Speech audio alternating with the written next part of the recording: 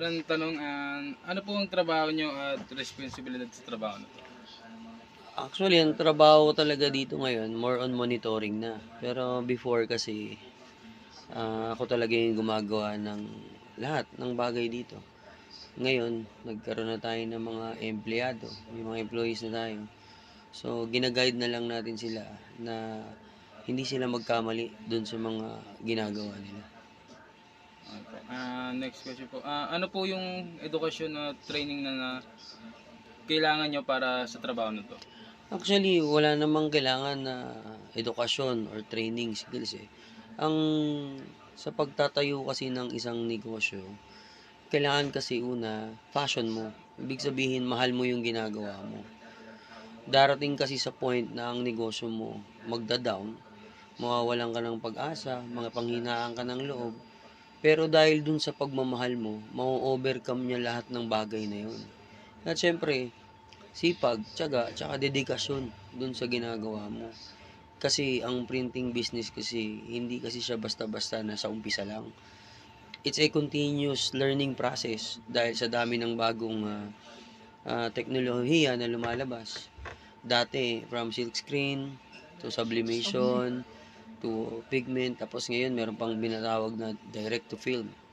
Habang tumatagal kasi ang negosyo, nagkakaroon din ng mga upgrades. Kaya talagang ang kailangan talaga dito, sipag, tsaka tiyaga, tsaka dedikasyon. At higit sa lahat, dapat talaga mahal na mahal mo yung ginagawa mo. Yun yung importante. Dahil kapag ka pinanghinaan kayo ng loob, wala na lahat. Goodbye. Pangatlong tanong po, ano yung average na kinikita nyo sa trabaho na to? Or yung pinakamababa na lang? Medyo personal pag ano eh. Hindi naman, willing to share naman. Actually, on the average scale, siguro 100,000 a month, yun siguro. Kasi, may mga months kasi na wala ka ring benta. Kasi, syempre, kami sportswear, printing business, usually, summer ang pinakamalakas, tsaka, ito, tuwing bare months. Kung pagka may mga sports events, may liga, ayan, tapos kagaya niyan, nasabay ngayon, kagaya ngayon, election, more on tarpaulin, t-shirt printing.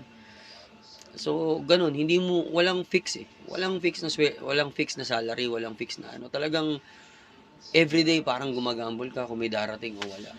Kaya lang, syempre, dahil matagal na tayo sa industry, marami na tayong mga suki, kaya hindi na tayo nawawala ng gawa. Tuloy-tuloy na yung gawa natin. Pang-apat po, ano po yung motto nyo sa trabaho na to? O yung mga dapat mong tignan na... Ay, tiga.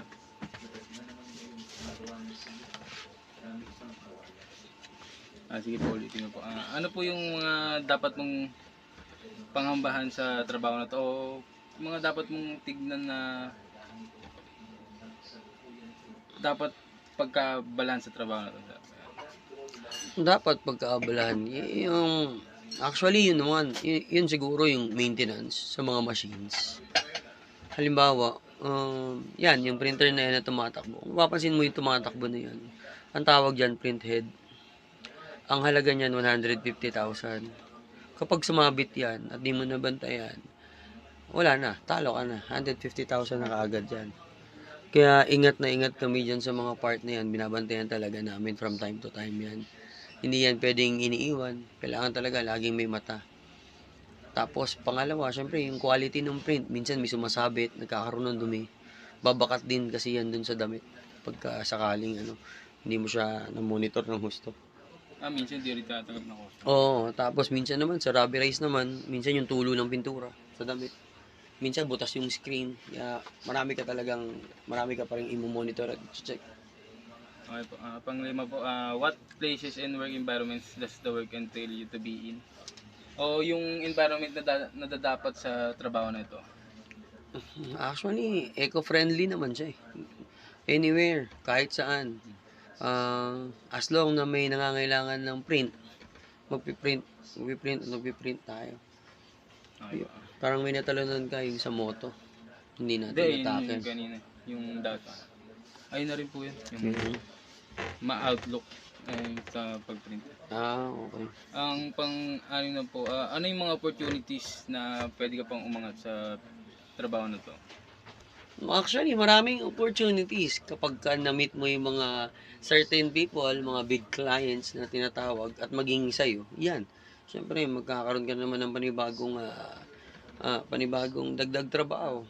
Kagaya niyan, magbe-bare months. Marami na kaming company, yung mga giveaways nila. Tsaka coffee shirt. Almost yearly, dito na yan sila eh. Maintain na yan. Kaya, ang nangyayari na lang, nagdadagdag ka na lang ng dadagdag. Pang pito po, ano yung mga related na trabaho sa trabaho mo ngayon? Actually, ang related talaga ngayon, more on computer course. Kasi, graphic artist. Oh, kasi yan talaga yung heart and soul ngayon ng mga printing business. Kailangan meron kang magaling na graphic artist. Dahil kung wala kang magaling na graphic artist, kahit na anong dami ng machines mo, anong dami ng tao mo, hindi pa rin siya magpo-flow. Kaya siguro, yun nga, yung mga computer programs, yan talaga yung mas kailangan namin dito ngayon. Kasi more on computer na talaga tayo. Okay po. Pangwalo po, ano yung course o dapat mong aralin para sa trabaho to? Yun na nga, nabanggit na natin. Una, yung computer course. The rest kasi, skills na lang yun eh. Ibig sabihin, skills na kaya mong matutunan habang nagtatrabaho ka. Through experience. True experience na lang talaga. Yung wala namang course para sa silk screen printing. Wala namang ganun eh. Kumbaga sa na pag-aaralan lang yun. Pinapasa-pasa lang. Kaya dumadami nakakaalam. Does this occupation mainly deal with people, data, things, or ideas? Yes, of course, mostly people. Kasi ito yung needs eh. Ito yung needs ng company. So, halimbawa, kung pupunta ka rito ngayon, kausapin mo ako, syempre, may kailangan ka sa akin. Di ba? Oo, it's either magpapatatak ka ng t-shirt nyo sa school or may event kayo sa school. O, yan siguro yung isang halimbawa nun. And then, siguro, pag sa company naman, kailangan ng company giveaways. Ayun. So, talagang people, then yung products nila, talagang naano mo din. Kasi, tutulungan mo silang mag-production ng gusto nilang i-sell na product sa market para lumakas yung business nila. Okay po. What aptitudes or abilities are needed for this chosen profession? Yun nga, gaya nga ng sinabi ko, syempre una, fashion. Pagmamahal dun sa ginagawa. Yun yung talagang una. Kailangan love mo talaga yung ginagawa mo. Dahil pag hindi mo mahal yung ginagawa mo, once na nagkaroon ng problema, mapanghihinaan ka na ng loob. Pangalawa, yun nga, sipag, tiyaga, tsaka determinasyon. Tsaka kailangan, dito kasi, mahabang proseso to eh. Kailangan talaga dito, yung oras mo. Oh. Tsaka willing kang makinig sa mga upgrades. Yung ina-adapt mo yung environment mo. Okay, 10 questions na po. Ang ano ba yung Sa akin, Jer, ano po yung mga mapapayo nyo sa amin na gusto pong maging entrepreneur pagdating po ng panahon? Siguro ang pinakamagandang may papayo, una sa lahat, lagi ko namang sinasabi to, yung fashion. Kailangan, mahal mo nyo yung gagawin nyo. So, kailangan, yung itatayo yung negosyo, may related sa puso ninyo.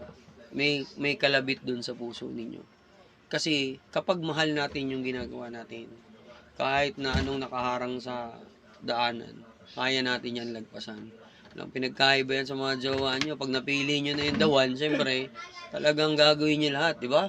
Oh, yun. Kaya dapat talaga una yung love. Tapos pangalawa, yun nga, pag nandyan na, syempre, kailangan, may sipag. Kailangan, matyaga. Tsaka, determinado. Yun nga, yun lagi yung words na, apat lang naman yan eh. Passion, sipag, tiyaga, tsaka determinasyon. Pag pinagsama-sama nyo yan, kahit na ano maging problema nyo sa negosyo ninyo, makiklaim na, magkiklik yan. Tsaka, siguro, iwas na lang din sa food business. Kasi, sa food business kasi, may nasisira eh. Di ba? Yun lang siguro yung sa akin. Napapanis. Oo. Tapos huwag kayo kunyari, nagtayo na kayo ng business na ganito, maghanap kayo ng isa pang business na pwedeng i-relate dito sa business na to. Halimbawa, ako, sportswear. Di ba? Nagkaroon ng t-shirt printing, nagkaroon ng tarpaulin, nagmag, kasi nga, puro printing yan eh. Maaaral at maaaral mo yan. Related. Diba? Yung mga related, para mag-boom yung business. Ayun lang po, okay. Maraming salamat po. Ano po ba ang ngalan niyo po ulit? Si Kagawad Baby John Draper. Ako ang may-ari ng Draper Sportswear. Actually, way back before, nag-umpisa lang sa hobby kasi nga nagma-manager tayo lagi sa basketball. Dahil sa kagustuhan namin na hindi talaga namin totally gustong gawing business. Kaya lang, nung napagkatiwalaan tayo ng mga shipping company, gumawa rin ng mga uniform nila sa barko. Lagi kasing delay yung mga pinapagawa namin. Kaya alam namin yung experience na kailangan talaga dapat matapos. Pangalawa, gaya ng motto namin sa tindahan. Number 1. Ayun nga, kailangan maging number one Number one sa lahat. sportswear. Kasi sa dami ng sportswear di ba? Oo. Daming kalaban. Tapos yung isa pa namin yan, yung motto namin, yung quality and heart set us apart. Ibig sabihin, yung kalidad ng produkto na ino-offer namin, ginagamitan namin yan ng puso. Yun yung pinagkaiba namin sa iba. So, alam namin yung feeling na kailangan mo na yung jersey mo, mag-opening na, gusto mo yung magparada, di ba? Kaya nga, minsan, direct sa client, sabihin na kung di kaya talaga yung due date, di kaya yung gano'n. Minsan, yung school, nakikiusap kasi event na, di ba? Oo, gano'n yun. Minsan, may time pa yan na inumaga na kami ng uwi dito.